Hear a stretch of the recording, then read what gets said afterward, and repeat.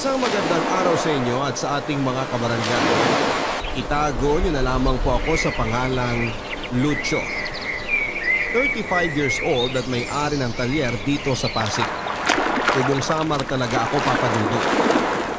Kaso noong araw ay lumuwas ako ng Pamaynila para mamasukan sa talyer na pagmamay-ari ng kamag-anak ng tropa kong si Marco. Hanggang sa nakapagtayo din ako ng sarili kong negosyo. Nagsimula akong makinig ng programa ninyo nang makilala ko ang aking misis. Avid listener niyo po kasi siya.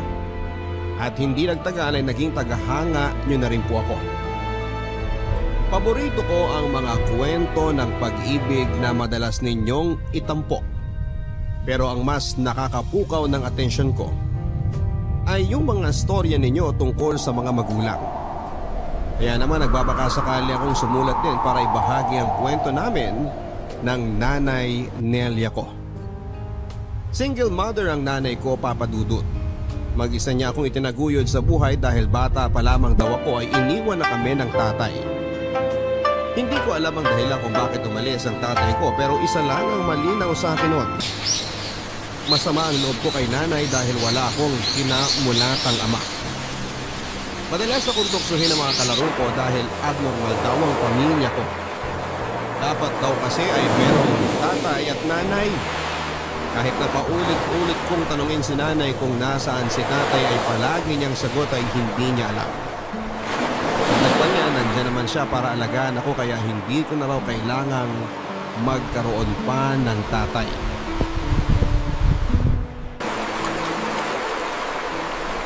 Bili na ho kayo ng popcorn! Murang-mura lang ho!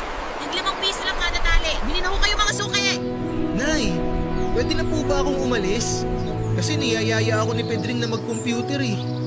Lucio anak, alam mo namang araw ng palengke ngayon. Kailangan kong tulong mo para naman makarami tayo na mabentang kangkong. Kaya niyo na po yan, Nay. Di ba palagi naman kayong nandito sa palengke? Kaya kabisado niyo na yung galawan dito. Nak, medyo mahina pa nga ang kita natin eh. Tingnan mo, 5 tali pa lang ang nabibenta natin. Tapos magtatanghali na.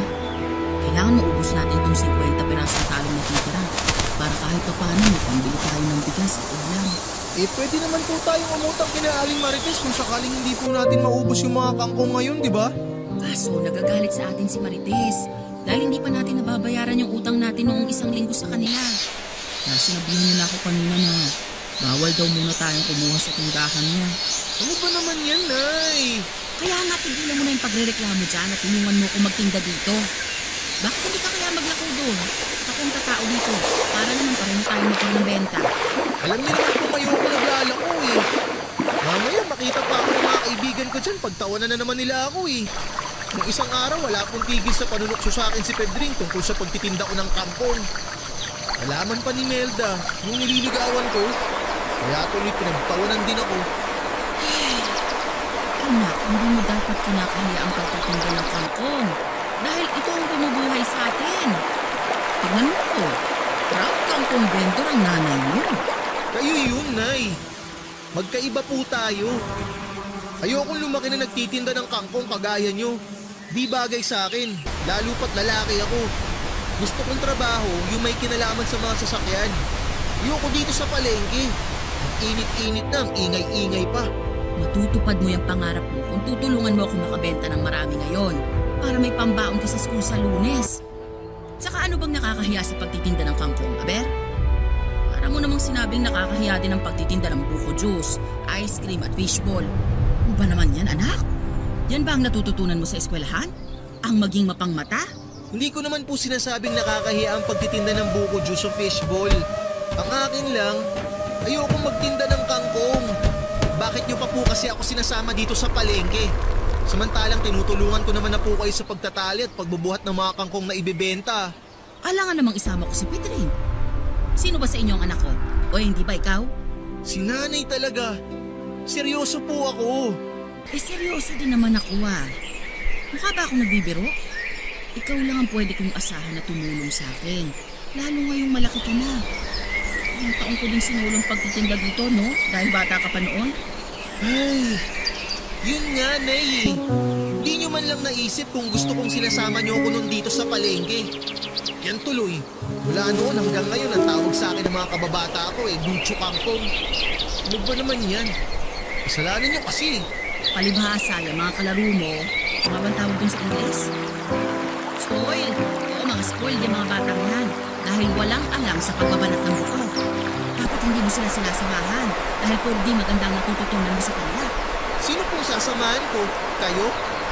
E di puro tungkol sa kangkong ang natutunan ko sa inyo. Aba! Tignan ko itong batang to. Kailan mo pa natutunang bastusin ako, Lucho?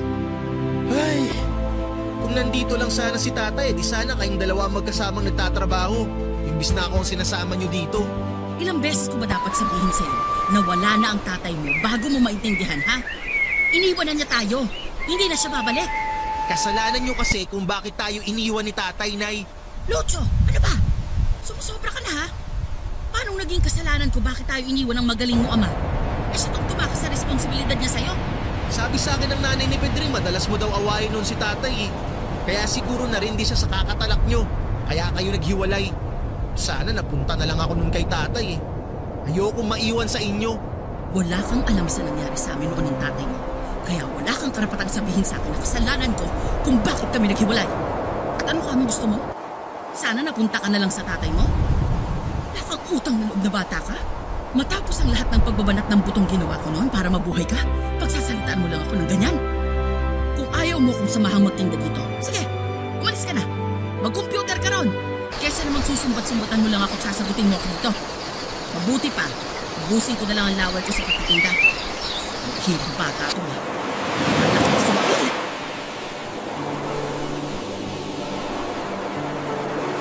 Papadudot, hindi lang pagtitinda ng kangkong sa palengke kasama si nanay ang kinaiinisan ko. Dahil ultimo gawaing bahay ay ang pagsasaing, paghuhugas ng pinggan at paglalaba ay kinakatamaran kong gawin. Bakit kamo? Dahil gawaing pambabae yun. Hindi dapat gumagawa ng ganung uri ng trabaho ang tulad kong lalaki, kaya naman madalas din akong sermonan ni nanay tungkol sa pagiging tamad ko. Pero lahat ng sinasabi niya ay pumapasok lang sa isang tenga ko at lumalabas naman sa kabila. Nang tumungtong ako ng kolehiyo, mas naging mabarkada ako. Mas madalas akong tumambay sa kung saan-saan kasama ang tropa ko pagkatapos ng klase namin. Kaysa umuwi ng maaga sa bahay para mag-asikaso o puntahan sa palengke si nanay para tulungan siyang magtinda ng kangkong. Oo, papadudot. Kinakahiya ko ang trabaho ng aking ina. Palibhasa ay hindi yon may pagmamalaki tulad ng trabaho ng magulang ng mga kaklase kong isang piloto, nurse, teacher o negosyante. At alam din naman ni nanay yon, kaya hindi na rin niya ako pinipilit na samahan siya sa pagtitinda. At dahil sa pagiging mabarkada ko, meron ding pagkakataon na nasasangkot ako sa away, papadudot. Kaya nang minsang umuwi akong putok ang labi at may black eye, halos himatayin si nanay sa nerbiyos. Pero buhay na buhay pa din siya habang pinapagalitan niya ako. Aray! Aray ko naman, Nay! Alam niyo namang masakit yung pasa ko tapos dinidiinan niyo pa talaga yung paglalagay ng gamot. Anong gusto mong gawin ko? Magtatatalo sa tawa dahil umuwi kang lubog sa akin? Ano ba naman yung Lucho? Minsan ka na nga nang umuwi dito sa bahay, eh ganyan pa ang itsura mo? Anong magagawa ko? Mabuti nga, umuwi pa ako eh. Aray! Kuha mo pa talagang mga tuwira ng baluktot? Nay naman, ano ba yan? Alam niyo namang may mga sugat at pasa na ako eh. Tapos kung makabatok pa kayo, wagas. Bakit ka ba kasi nagkakaganyan, ha? Sinong gumawa niyan sa'yo? Nakipagsuntukan ako sa kaklase ko. Tapos pinagtulungan nila ako ng tropa niya. Mga buwisit, mga duwag. Kailangan may kakampi. Kung nag-one-on-one lang sana kami, siguradong nguso niya ang putok at hindi sa akin. Ano? Bakit mo yung ginawa, ha? Nakakapikon kasi sila na eh. Nung isang linggo pa nila ako inaasar na kesyo amoy palengke daw ako. Batang kangkong, anak ng tindera. Kaya ka nakipagsuntukan dahil lang sa maliit na bagay na yun. Ano ba naman kayo, nasa elementary? Kolehiyo na kayo, hindi na kayo mga bata, Lucho. Eh ano ho bang magagawa ko kung totoo naman kasi ang mga sinasabi nila? Pinagmumukha nila akong katawa-tawa sa harap ng ibang tropa ko eh. Kaya di na ako nakapagtimpik. Ang bihira. Paano na lang kung mapuruhan ka nila, ha? Nagkaroon ka pa ng bali-baling buto. Ano, saan tayo kukuha ng pampagamot mo? Alam mo namang maliit lang ang kinikita ko sa pagtitinda ng kangkong sa palengke. Tapos hindi mo pa ako tinutulungan. Alam mo, Nay, kasalanan mo talaga kung bakit ako napaaway eh. Ako? Paano naging kasalanan ko, Aber? Dahil sa pagtitinda nyo ng kangkong. Kahit nung bata pa ako, issue na talaga yung pagiging tindera nyo eh. Pwede naman kasing humanap na lang kayo ng ibang trabaho. Mga tulong kayo. At least kahit papano nasa loob kayo ng bahay. Hindi nakabalandra kayo sa palengke. Yan tuloy. Alam na alam ng buong barangay na nanay ko kayo. Matagal nang alam ng buong barangay na nagtitinda ako ng kangkong lucho. At ni isa sa kanila ay walang sinasabing masama tungkol sa akin.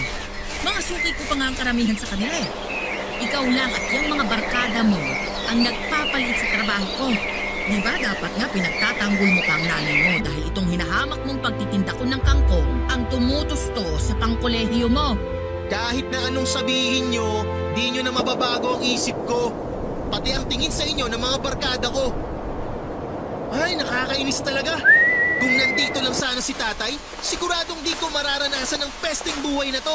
At ano naman ang maitutulong ng magaling mong ama sakaling nang nandito siya, ha?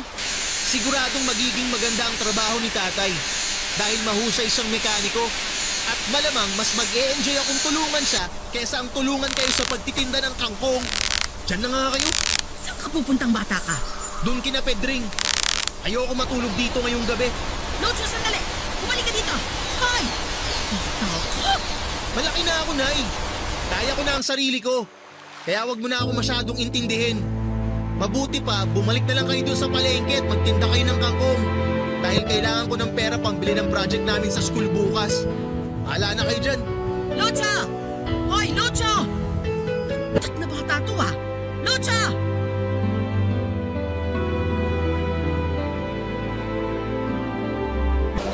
Ayaw ni nanay na lumaki akong basagulero tulad ng tatay ko, Papa Dudut.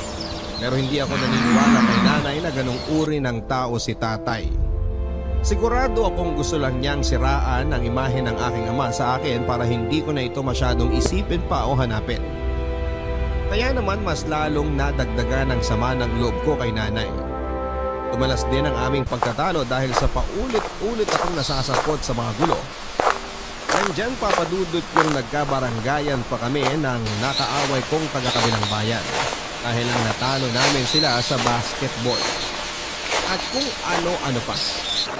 Bukod doon ay sawang-sawa na rin ako sa pakikinig sa bulyaw ng nanay ko kung gaano ako kapasaway o kaswail na anak. Kesyo, kailan ko raw ba titigilan ng pagbibigay ng sakit ng ulo sa kanya? Kaya naman napag-isip-isip kong huminto na lamang sa pag-aaral papadudot at umalis sa bahay namin.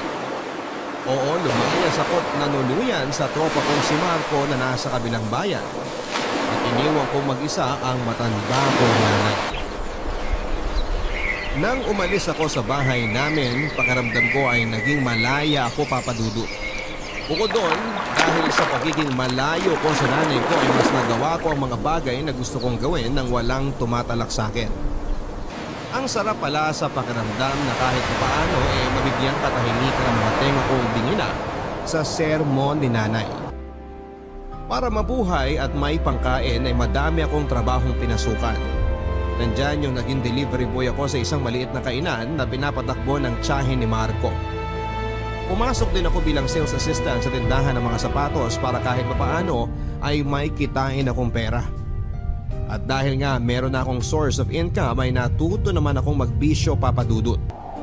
Alak at yosi ang naging libangan ko at sandalan sa tuwing namimiss ko si tatay o di kaya kapag gusto ko nang maglibang. Malaking bahagi sa kinikita ko ay doon lang napupunta pero wala akong pakialam.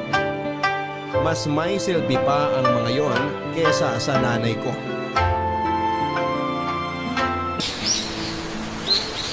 Papansin ko parang linggo-linggo ka nang naghahati-hati ah. Ganun talaga. Happy lang dapat, sabi nga ni Tinay. Sino tinay? Sira.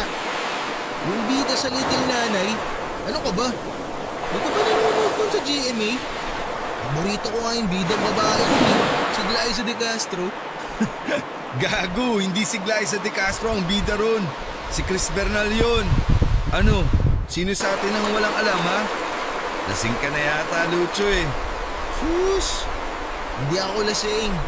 Nakainom, oo. Pero lasing? No way. Okay, edi wow. Uminom ka na lang din. Dami mo pang satsat eh. Buti nga niyaya pa kita eh. Para naman kahit papano masayaran ng alak yung lalamunan mo. Masyado ka kasing sub-sub sa trabaho. Wala ka ng time mag-happy-happy.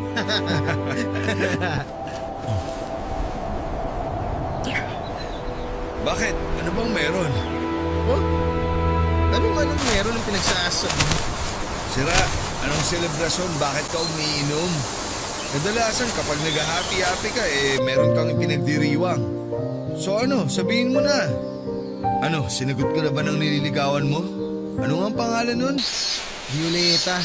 Oo, Violeta. So, sinagot ka na ba ni Violeta? Di no? Saka di ko naman nililigawan yung babaeng yun. Jowa na yun, si Nicanor. Mamaya gulpin pa ako ng tropa yun kung tinormahan ko sa Violeta eh.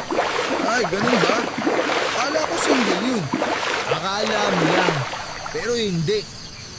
Kaya nga nawala na din ako ng interest sa kanya eh nung minsan nakita kong umaaligid na parang aso sa kanya si Nicanor.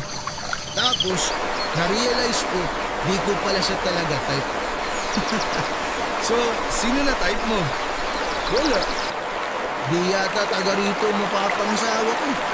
E di kung ganun, bakit ka umiinom? Namimiss ko lang kasi yung airpod ko. Yung airpot mong naglaong parang bula nung bata ka pa. Di ba? Di siya nawala na parang bula. May dahilan kung bakit siya nawala. Kasalanan ni nanay kung bakit sila naghiwalay. Yun. Lagi ko kasi siyang naiisip kahit nung bata pa ako eh. Na ano kaya ang buhay ko kung sakaling magkasama kami? Di sana buo ang pamilya namin ngayon kung hindi nawala si tatay. Ang drama mo naman, pre. Di bagay sa'yo. Gago. Drama naman talaga ang buhay ko ah. Sira ka talaga. Eh di mo ba sinubukang hanapin ang tatay mo kahit minsan? Ano bang alam mo tungkol sa kanya? Para naman kahit paano may idea ka sa kung ano na ang posibleng buhay niya ngayon. Sinubukan ko siyang hanapin pero ni anino niya hindi ko nakita eh. At ang alam ko, mahilig sa mga sasakyan si tatay. Mekaniko ang trabaho niya bago sila naghiwalay ng airmat ko nung araw. Kaya siguro naman ako sa kanya ang hilig ko sa mga sasakyan. Sa palagay mo, posible kayang may sarili ng talyer si tatay niya? Di ko alam. Ano ba yan? Wala ka namang kwentang kausap, pre. Ano bang malay ko, di ba? Pero dahil nabanggit mong mahilig ka sa mga sasakyan kagaya ng airpot mo, baka interesado kang sumama sa akin lumuwas ng Maynila para magtrabaho sa talyer ng tito ko. Ano? Seryoso ba yan, pre? Baka ano nung ginugood time mo lang ako. Masasapak kita. Sira, seryoso ako. Ikaw lang naman tong palabiro sa atin, no? Ano, sama ka ba? Tinatanong pa ba yan? Siyempre, kasama ako. Pangarap ko din naman makaalis dito sa probinsya natin eh. Saka, baka sa Maynila ako na din makita ang tatay ko kung sakali. O ang magiging misis mo? Alam mo, ikaw puro ka talaga kalukuhan eh. Ba, wag mong sabihin di mo yun naisip. Balita ko, magaganda ang mga babae sa Maynila. Saka madaming customer na babae si Tito. Sikat na sikat kaya ang talyer niya dun sa Pasig. Kaya sigurado ako na taga ron ang mapapangasawa mo. Kung sinuswerte ka nga naman, ano? Baka nga sakaling makita ko doon ang tatay ko at ang magiging misis ko. Anong tawag doon? Hitting two birds in one stone. Yun. Mismo.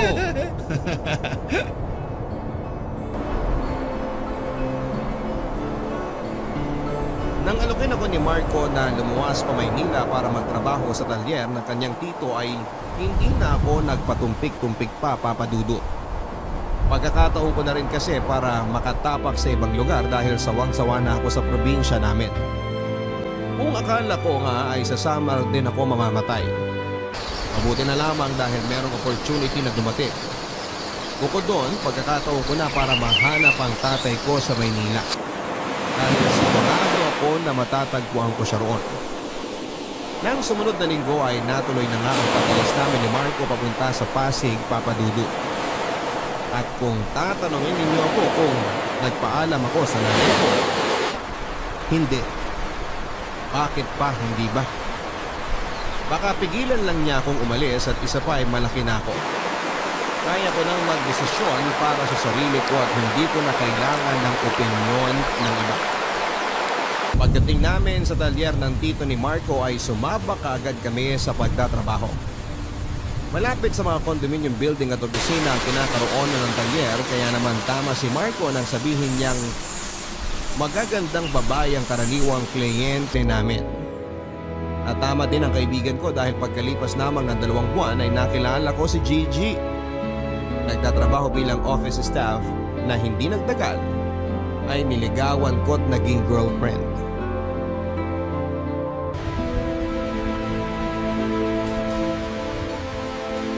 Babe, second date na natin pero di pa rin kita nadadala sa mamahaling restaurant. Sorry ha. Ito lang kasi kinaya ng budget ko eh. Ano ka ba naman? Okay lang yun.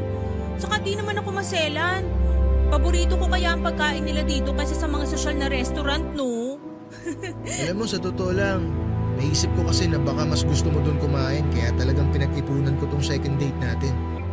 Kaya lang, naninil na kasi si Aling Derry doon sa utang ko sa tindahan niya eh, kaya napurnada pa yung date natin doon. Babe, wala naman akong sinasabi na di ako komportable sa lugar na to, kaya relax ka lang. Eh, malaki naman ang kinikita mo sa talyer, di ba? Tapos di ka naman masyadong magastos, kaya bakit nagpapapunta ka kay Aling Derry? Kasi yung perang sinweldo ko, gastos ko sa inuman namin nila Marco. Babe, lahat ng sweldo mo? Di nga! Oo birthday kasi nung isang kaibigan namin kaya bilang regalo, sinagot ko yung kalahati nung ininom namin. Ah, yan yata yung isang beses na di kita makontak tapos akala ko kung napaano ka na. Nakikipag-inuman ka lang pala. Sorry na babe, di ko na kasi namalayan ng oras nun eh, tsaka na-deadbat pa yung cellphone ko. Sige, patatawarin kita this time. Pero pag inulit mo pa yon, naku, magagalit ka talaga ako sa'yo ah. Oo babe, text man, di na mauulit yun. Ang alin yon? Yung di ko pagdetect sa'yo kapag may inuman ng tropa. At pati yung pag-iinom, babe. Dapat tigilan mo na din yan, no? Parang ang hirap naman yata nun, babe. Di naman ako umiinom palagi eh. Minsan lang kapag may happy-happy. Kaya bakit ko naman kailangan tigilan? Ito naman? Minsan lang ba talaga? Oo, no, promise, minsan lang. Saka wag mo na masyadong isipin yun. Bata pa ako. Ayos na ayos pa ang bahay alak ko. Ewan ko sa'yo, babe. Basta ako, nagpapaalala lang. Liver cancer kaya ang pinamatay ng tatay ko dahil ayun, inom to the max ang peg. Di nagpaawat. Kinuha tuloy ng maaga. Ay, sumalangit nawa ang kaluluwa ni tatay. Masamang damo ako. Tsaka para ka namang nanay ko kung maner mo ni. Speaking of your nanay, sabi mo nasa Samar siya, di ba? Oo. Ba't mo naman natanong? Wala lang. Napansin ko lang di mo siya madalas kinukwento. Kaya na-curious ako kung nag-uusap pa ba kayo o ano. Ay, simula nang umalis ako sa amin, di na kami nagkausap ni nanay. Saka bakit pa? Di ba? Lagi naman kaming pag-uusapang matino. Yung pagluwas ko nga dito, di niya rin alam eh. Grabe ka, babe. Di ka man lang nagpaalam sa nanay mo? Tulad nga ng sinabi ko, di na yun kailangan. Nasa tamang edad na ako at pag-iisip para magdesisyon sa mga bagay na gusto kong gawin sa buhay ko. Saka ayokong pinakikialaman ako ng nanay ko. Simula pagkabata, palagi na lang niyang sinasabi sa akin kung ano ang dapat kong gawin. Kahit na ayoko, pinipilit pa rin niya ako. Kaya nga di ko siya masyadong pinakikinggan nun eh. Di ko sinusunod yung mga sinasabi niya. Sobra naman yata yun. Kasi kahit anong mangyari, nanay mo pa rin siya. Di mo ba siya namimiss? Di mo naiisip kung kamusta na siya dun sa probinsya? Siguradong miss na miss ka na niya, babe. Ay, hindi ko naman kailangan malaman kung namimiss niya ako eh. Tsaka wala akong pakialam kung kumusta na ba siya roon. Tungkol na lang ba sa air match kung pag-uusapan natin? Kasi parang nawawalan na ako ng gana. Date natin to, di ba? Dapat tungkol sa atin yung pag-usapan natin.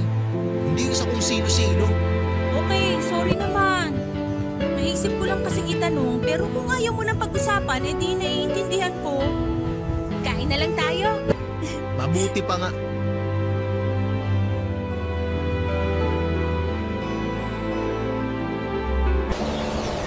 Papadudot na respeto ni Gigi ang kahilingan kong wag nang pag-usapan ang tungkol sa nanay ko. Sa katunayan, yon ang huling beses na binanggit niya si nanay kaya naman masayang masaya ako. Ayoko na kasing magkaroon ng koneksyon sa nanay ko dahil meron na akong bagong buhay. Bagong buhay na hindi siya kasama. Pagkalipas ng 1 taon ay nabuntis ko si Gigi kaya naman naisip namin mag-live-in. Nagrenta kami ng isang studio type apartment malapit sa pinapasukang opisina ni Gigi at pinagtatrabahuhan kong talyer. Nangako ako sa nanay ni Gigi na aalagaan ko ang anak niya. Kaya naman nagpursige ako sa pagtatrabaho. Bukod doon ay nagsimula na rin kami mag-ipon para sa pagdating ng aming anak. At pagkalipas ng 9 na buwan ay laking tuwa naman namin ni Gigi dahil sa wakas ay naging ganap na kaming mga magulang. Pero pagkaraan lamang ng 2 buwan ay muling nagbuntis si Gigi papadudot. Kung doble na ang pagsisikap naming mag-asawa sa pagtatrabaho noon ay mas naging triple pa matapos niyang ipanganak ang aming second baby. At mas naging mahirap ang buhay namin lalo na nang maaksidente at mamatay ang tito ni Marco. Dahilan para malugi at magsara ang talyer na pagmamay-ari nito. Pinagkataon naman pinagtatrabahuhan naming magtropa. At dahil nga sa nangyari, kung dati ay meron kaming binabayarang kasambahan para mag-alaga sa mga anak namin, nang nawala na nga ako ng trabaho ako nang umako sa pag-aalaga sa mga bata habang pumapasok sa opisina si Gigi. Noong unang buwan ay nag-enjoy pa ako sa pagiging house husband. Pero habang tumatagal ay nagsimula na akong mainip papadudot.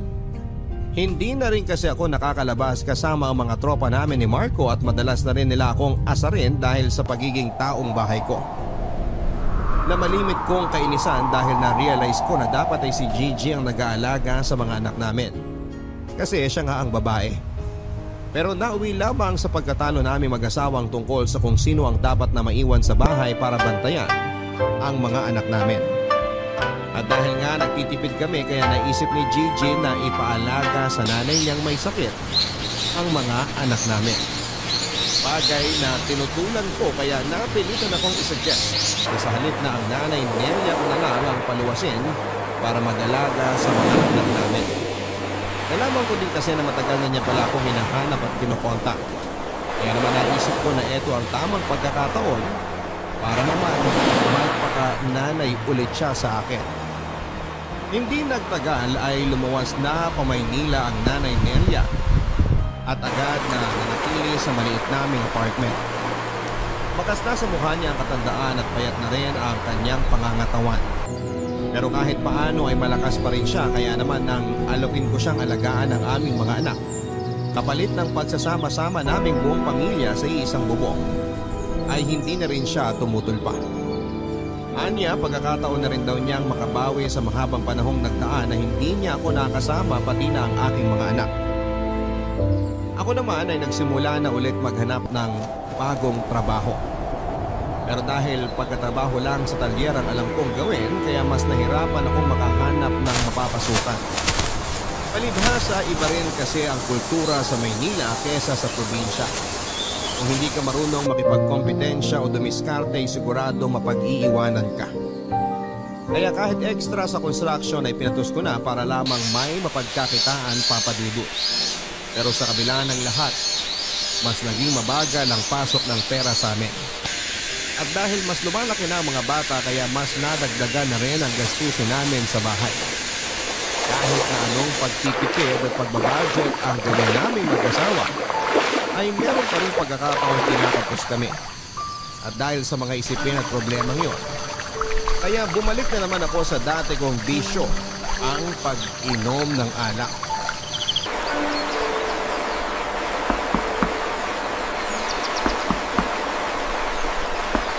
Ano ba? Andiyan na! Oh, ano ba nangyari? Hi, babe. Gigi, ipasok na muna natin si paring Lucho. Nangangalay na ako eh. Mabuti pa nga, Marco.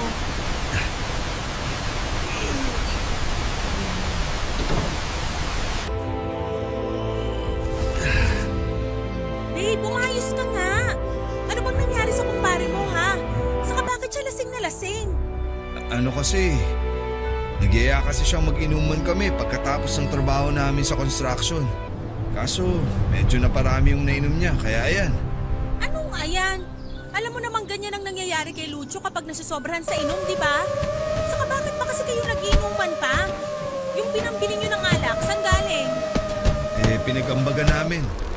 Pero mas malaki ang nilabas ni Lucho kasi gusto niya raw manlibre.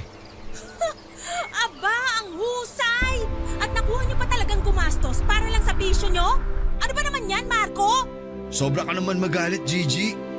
Saka minsan lang naman kami mag-happy-happy eh. Huwag ka nang manggalaite dyan. Anong minsan? Eh nung nakaraang linggo nag-inuman kayo, di ba? Tapos nung isang araw din, at ngayon? Sabihin mo kung gaano kadalas yung minsan ang pinagsasabi mo. Si paring Lucho naman kasi ang nagyaya kanina. Sabi niya, kailangan daw niyang mag-chillax kasi masyado na raw siyang maraming iniisip. Gaya ng mga gastusin dito sa bahay niyo, sa mga bata, pagkain niyo. Pero hindi pa rin dahilan yun para kung hindi mo siyang mag-inom at gumastos para sa alak. Kunyet, ang buhay naman to, oh! Gipit na nga kami tapos mapupunta pa sa alak yung kakarap mo yung sweldo sa construction. Aba, ba't sa akin ka nagagalit? Diyan ka kay Lucho magalit. Siya ang sermonan mo, wag ako. Mabuti nga, nagmalasakit pa akong iatid siya dito sa bahay niyo eh. Kundi sakali yan matutulog. Alis na nga ako. Kaya di pa ako nag-aasawa eh. Dahil ayoko nang may tumatalak sa akin katulad ng ginagawa mo ngayon. Nakakairita ka. Diyan ka na nga. Buisit! Tingnan mo tong tarantadong to. Hoy! Huwag ka nang babalik dito, konsentidor ka! Naturingan ka pa namang kaibigan! Di na talaga ako babalik dito! Bungangera! Tarantado! Ano ba yan? Ang ingay mo naman eh.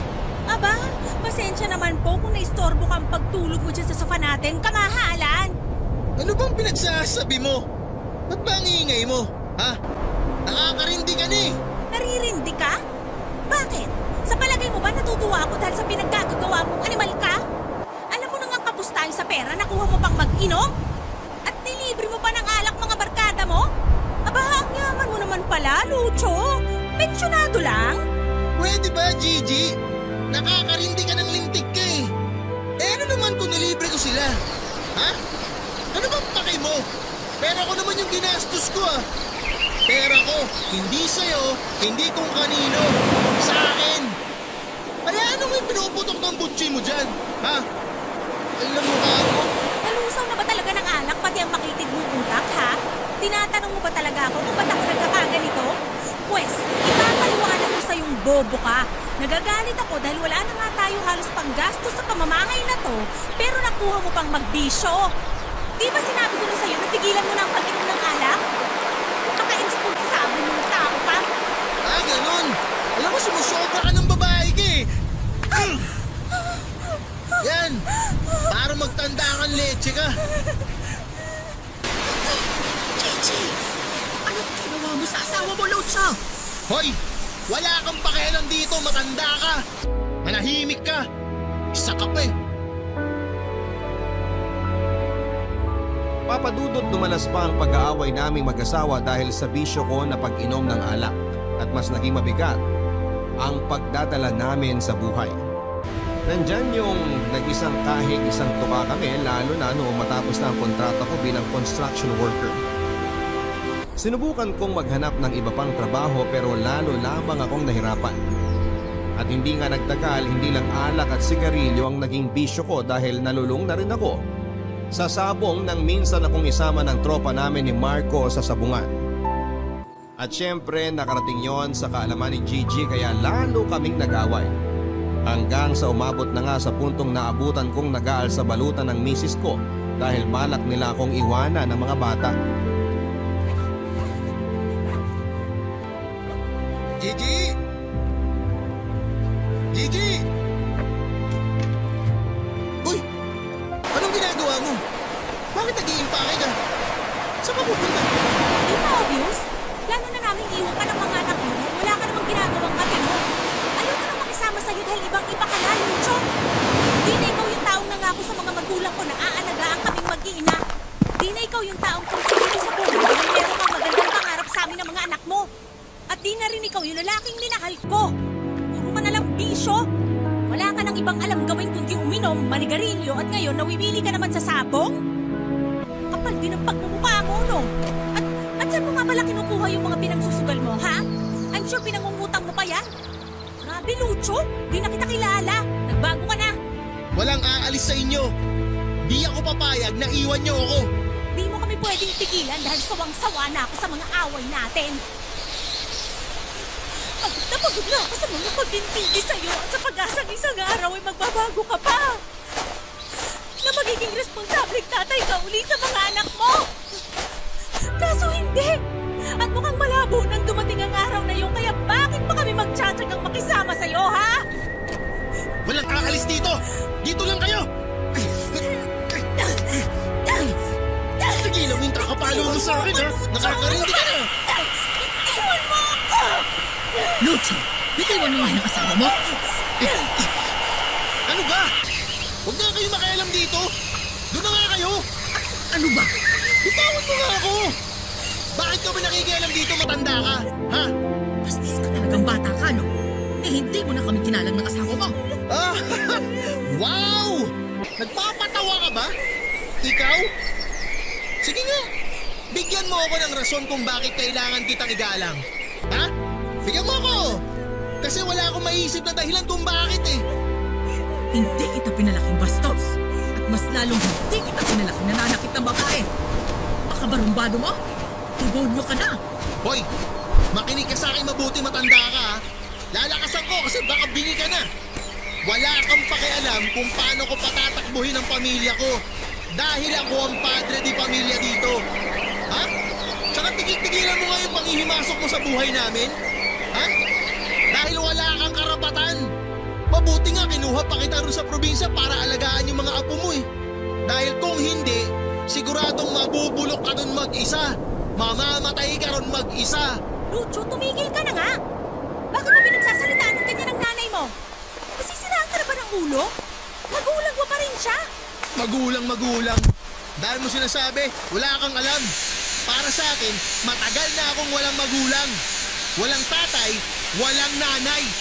Tsaka kung tutuusin, kasalanan naman ng matandang yan kung bakit buong buhay ko, pakiramdam ko, ulila ako eh. Hoy, ikaw, matanda. Makinig ka. Ikaw ang may kagagawan kung bakit ni minsan di ko naranasang magkaroon ng ama. Ha? Dahil sa'yo, kaya kahit kailan, di naging buo ang pamilya natin. Tapos ang lakas ng loob mong pakialaman ng pamamalakad ko sa pamamahay na to? Bakit? Ha? Ano? Sino ka ba sa akala mo? Ha? Ha? Ano? Ano? Sino ka ba? Lucho, huwag mo saktan ng nanay mo! Ano ba?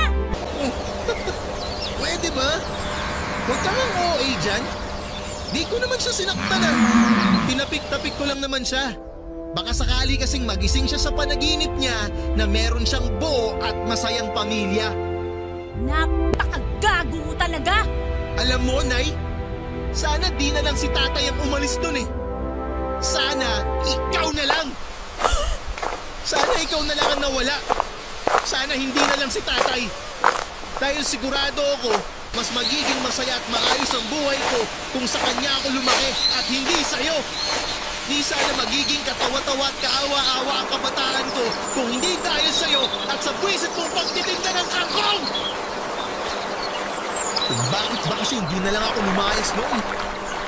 Buwisit talagang buhay ko. Ay!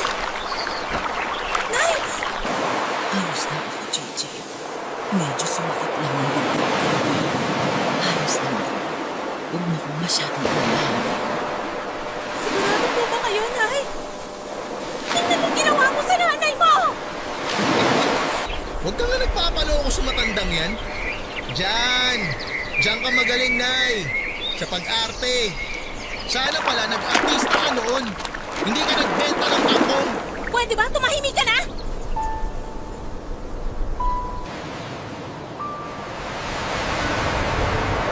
Papadudot, alam kong nagkukunwari lang si nanay na merong nararamdaman para maawa ako sa kanya.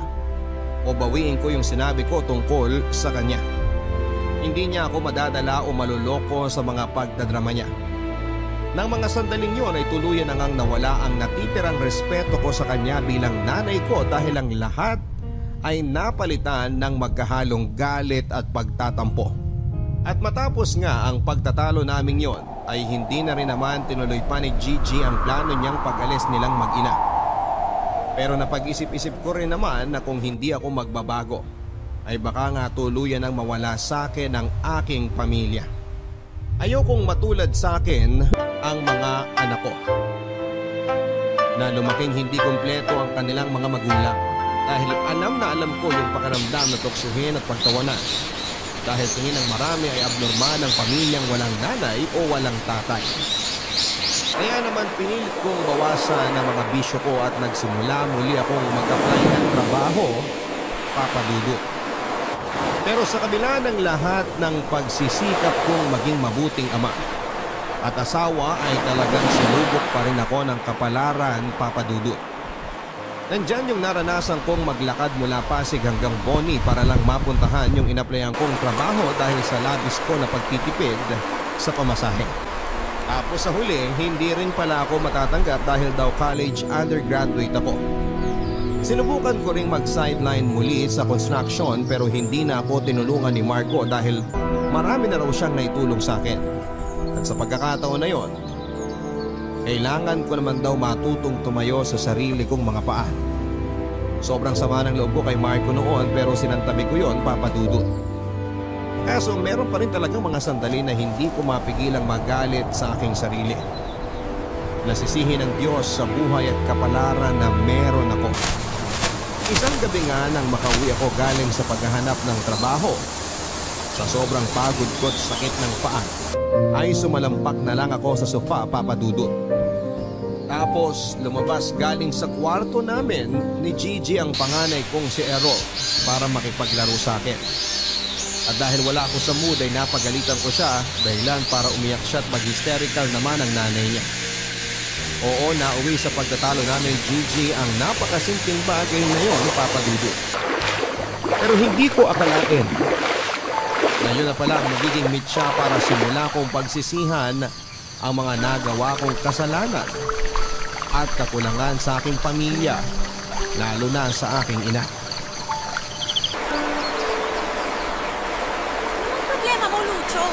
Bakit mo naman sinagawa ng anak mo, ha? Ayun tuloy, iyak na iyak dun sa kwarto. Sinabihan ko naman siya ng maayos ah. Di ba sabi ko sa kanya, wag na muna niya akong pilitin makipaglaro sa kanya dahil pagod ako?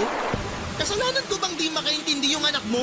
Aba, syempre, 2 taon pa lang naman yung anak mo. Ikaw ang matanda, ikaw ang dapat na mas nakakaunawa. Ano ba naman yan? Saka bakit ba ang init-init na naman ang ulo mo? Ayos naman kami dito kanina eh. Dumating ka lang, naging magulo na naman tayo. Leche ka naman, Gigi. Kasalanan ko pa pala ngayon? Samantalang kakasabi ko lang na pagod nga ako, di ba? Busy ako sa paghahanap ng trabaho para sa pamilya natin. Kaso hanggang ngayon, wala pa rin ako napapasukan. Tapos di na rin ako tinutulungan ni paring Marco para makapag-sideline sa construction. Tinabla na ako nung animal. Aba, di mo dapat pinupuntun sa amin yung problema mo, no? Lalong-lalo na sa anak mo. Bata pa ang panganay mo, pero kung pagalitan mo parang binata na. Nag-iisip ka ba? Pagod nga ako eh. Ano bang gusto mong gawin ko, ha? Gusto mo intindihin ko pa rin kayo kahit na ang sakit-sakit ng katawan at binti ko? Ganon? Gusto mo makipaglaro pa rin ako sa anak mo kahit na gutom na ako? Ha? Aba, dapat nga ako yung iniintindi nyo eh. Di mo ba nakikita na todo na yung effort ko para lang makahanap ng trabaho? Pansuporta sa pesteng pamilyang to? Peste? Peste kami? Ako sumusobra ka na talaga, Lucho. Dapat ba bigyan ka namin ng award kasi masakit ang katawan mo dahil sa kakahanap mo ng trabaho? Responsibilidad mo yan, tanga, bilang padre ng pamilya na maghanap ng trabaho para suportahan kami ng mga anak mo. O kahit yung mga anak mo na lang dahil kaya ko namang suportahan ng sarili ko. Alam ko rin namang wala akong aasahan sa pulpul na katulad mo. Wow! Ang yabang mong magsalita. Porque may trabaho ka? Ha? Kaya nagmamalaki ka na? Trabaho mo lang naman yung kaya mong ipagmalaki. Kung wala yung trabaho mo, pulpul ka rin namang gago ka. Baka nakakalimutan mo. Ako pa rin ang padre de pamilya sa bahay na to. Kaya yung gusto ko pa rin ang masusunod. Naintindihan mo? Ha? Yan, gago ka kasi. Uy! Diba sinabi ko Ano na ba? sa'yo, huwag mong pagbubuhatan ng Tumigil kabaya ka na kasama nga! mo. Sumusobra ka na talaga. Tigil niyo ang paghampas niyo sa akin, ha? Aray! Habang tumatanda ka, Ano ba? nagiging demonyo ka. Eh ano bang pakialam nyo? Ha? Wala na ho kayong pakialam dahil buhay ko to. Masyado na kayong nangihimasok sa pamilya ko. Masyado ka ng mapapel. Maling-mali talaga na pinaluwas ko kayo rito eh. Anong sinabi mo? Loko, utang na loob. Ang kapal ng mukha mong sabihin sa akin yung mga bagay na ganyan. Matapos kitang igapang simula bata ka. Napakasumail mo. At ako pa ang walang utang na loob, ha? Para sabihin ko sa inyo, responsibilidad nyo yon dahil anak nyo ako. Kaya wag na wag nyo sa akin masumbat-sumbat na kesyo iginapang nyo ako sa hirap o kung ano-ano pa dahil bilang magulang, dapat naman talaga na ganun ang gawin nyo. Di ba? Bobo ka ba? Lucho, bigyan mo na sa akin ang pagsagot ng babalang sa nanay ni Elia mo. Di ka ba nahihiya sa kanya? Di ka ba nahihiya sa ugali mo? At bakit naman ako mahihiya sa taong yan? Ha? Bakit? Siya nga dapat ang mahiya sa akin eh. Dahil nasa pamamahay ko siya. Ako ang nagpapatira at nagpapakain sa kanya. Kaya anong pinagsasabi mong ako ang dapat na mahiya? Isa ka rin na bobo eh. Ang bobobo nyo. Baka ikaw ang anak nito at hindi ako. Kasi ang bobobo nyo eh. Hoy ikaw. Kailan mo ba planong umalis dito sa bahay namin ha? Sa totoo lang nasusuya na ako sa presensya mo eh. Lucho, ano ba? Bakit? Totoo naman, di ba? Kapos na kapos tayo. Hindi na nga natin alam kung anong klaseng pagtitipid ang gagawin natin eh. Kaya di na natin kailangan ng ekstrang palamunin sa pamilyang to. Nay! Diyos ko! Nay! Nay! Ano ba, Lucho? Wala ka bang balak tulungan ako dito? Tingnan mo si nanay! Wala na siyang malay! Nay! Nay! Gumising po kayo, Nay! Nay! Atake sa puso. Yun ang findings ng mga doktor matapos naming isugod sa ospital si Nanay Nelia nang mawalan siya ng malay sa gitna ng mainit naming pagtatalo sa bahay, Papa Dudut. Aaminin kong noon lang ako nakaramdam ng labis na takot habang pinapanood ang mga nagkakagulong doktor na sinasalba ang buhay ng aking ina.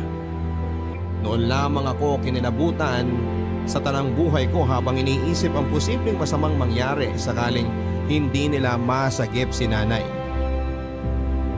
Noon lang ako nakaramdam ng gustong pagsisisi at tinding panghihinayang, Papa Dudut. Pagsisisi dahil sa lahat ng masasamang ginawa at masasakit kong sinabi sa aking ina. At panghihinayang sakali mang ikamatay niya ang nangyari sa kanya. Pakiramdam ko ay bumalik ako sa pagkabata dahil hindi ko na napigilan ang aking mga luha. Ang mga sandaling yon ay sinimulan ko nang magdasal sa Diyos na sana ay iligtas niya ang nanay ko. Na sana ay wag muna niyang kukunin ang aking ina hanggang hindi pa ako nakakahingi ng tawad sa kanya at nakakabawi dahil sa lahat ng mga maling nagawa ko. At tunay na mabuti pa rin ang Diyos dahil narinig niyang panalangin ko, Papa Dudut.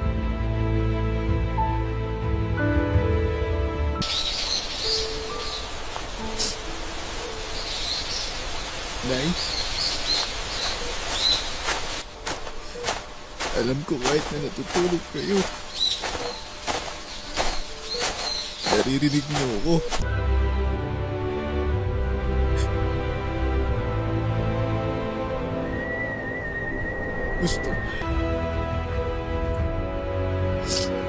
ko lang pong humingi ng tawad dahil sa mga kasalanan ko sa inyo.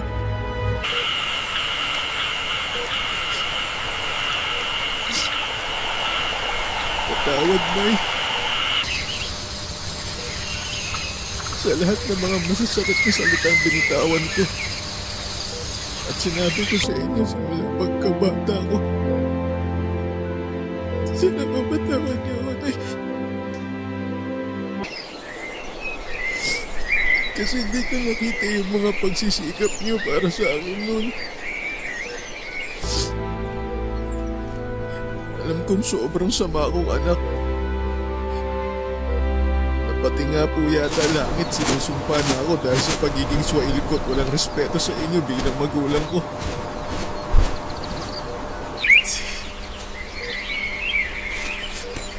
Sana mapatawad mo ako, Nay.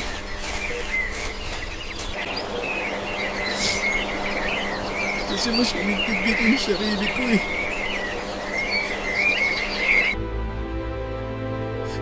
Naging makasarili ako.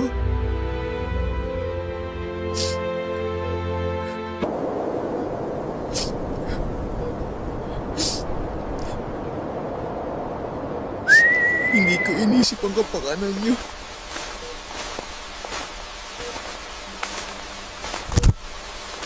Patawad, please.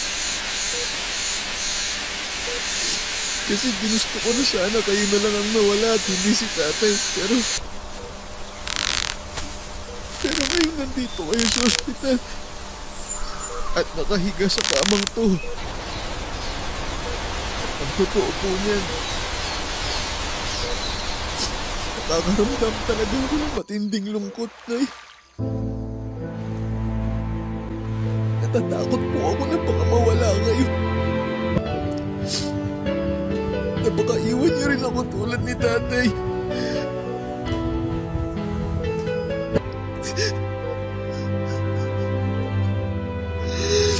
Patawarin niyo po ako, Nay.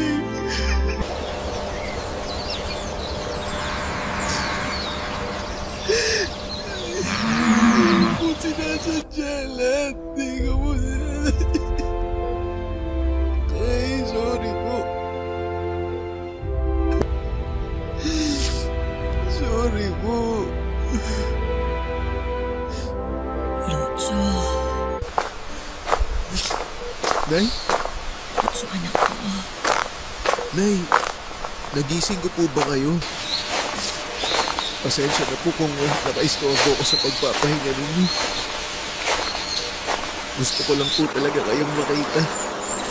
Ayos na ako. Medyo mahina pa rin ang katawan ko pero ayos na ako.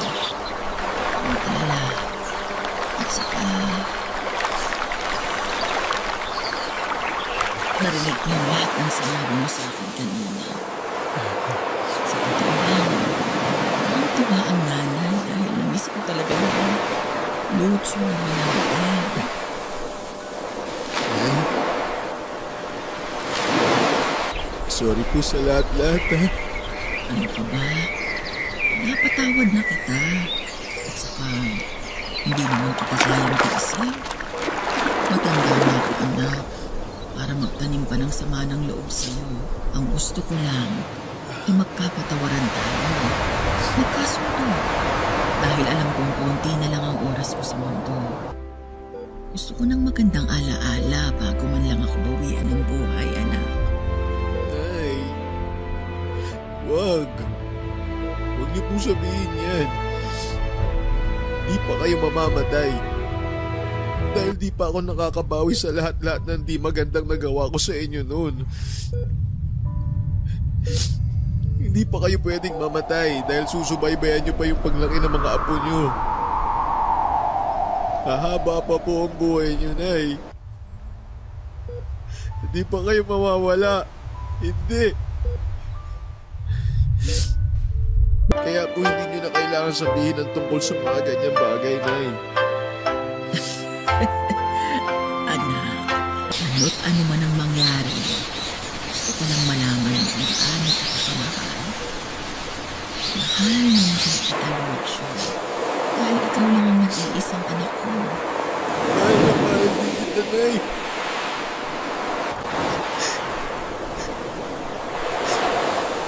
patawarin niyo ako dahil huli na nung nakita ko kung gaano kayo mahalaga sa akin.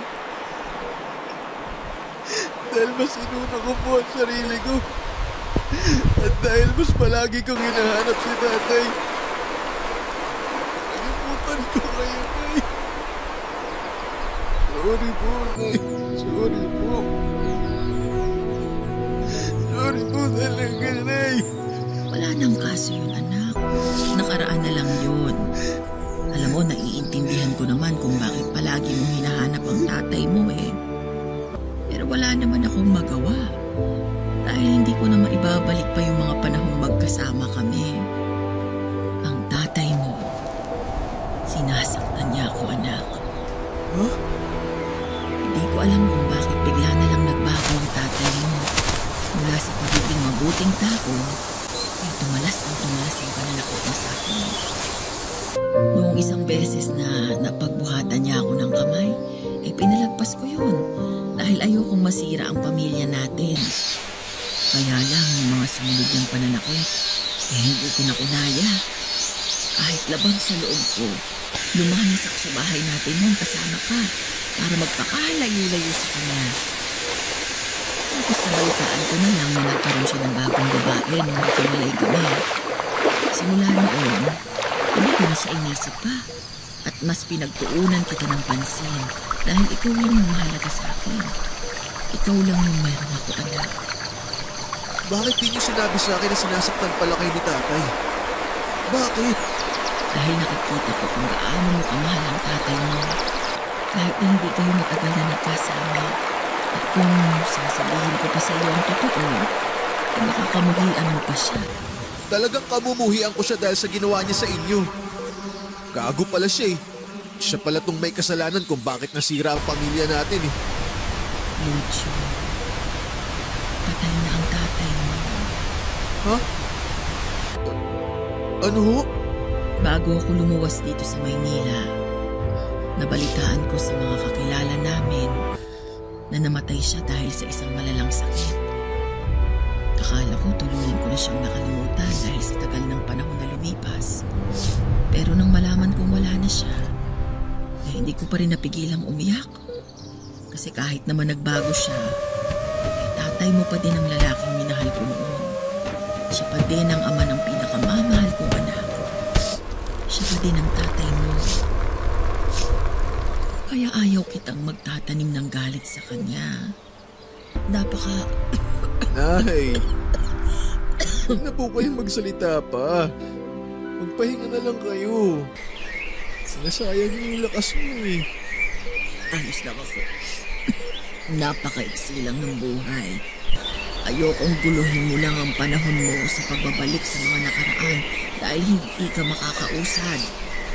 Hindi mo naman kailangang kalimutan ang nakaraan mo. Pero hindi mo rin kailangang manatili ron. May sariling pamilya ka na ngayon, anak. Lucio, sila dapat ang maging prioridad mo. Mahaba pa ang panahon na nakalaan para sa kanya. Kaya naman dapat mong samantalahin mo. Si Gigi, mabait ang batang yun. Maswerte ka sa kanya. Kaya naman humingi ka ng tawad sa kanya. At kung patawarin ka man niya, ay mangako kang hinding-hindi mo na ulit siya sasaktan. At gawin mo yun. Dahil kung sakaling mamatay ako ngayon at nalaman kong pinagbuhatan mo ulit ng kamay ang asawa mo, eh babangon talaga ako sa hukay para isama ka. Si nanay naman eh. Sinabi ko na po sa inyo na huwag na kayo magsalita ng ganyan, di ba? Di pa po kayo mamamatay. Hahaba pa po ang buhay nyo dahil babawi pa po ako sa inyo. At saka, Nay, pinapangako ko din pong susundin ko na lahat ng mga sinabi niyo simula ngayon. Bexman po. Halika nga dito, anak. Payakap nga ako sa anak ko. Mahal na mahal kita, Lucio. Mahal na mahal kita, anak ko. Mahal na mahal din po kita, Nay.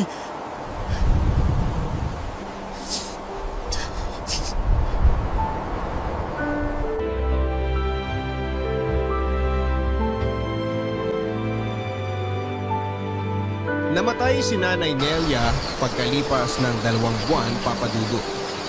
Oo, inatake muli siya sa puso at sa pagkakataong yun ay hindi na siya nakaligtas pa. Parang gumuho ang mundo ko nang biglang kunin sa akin ang nanay ko.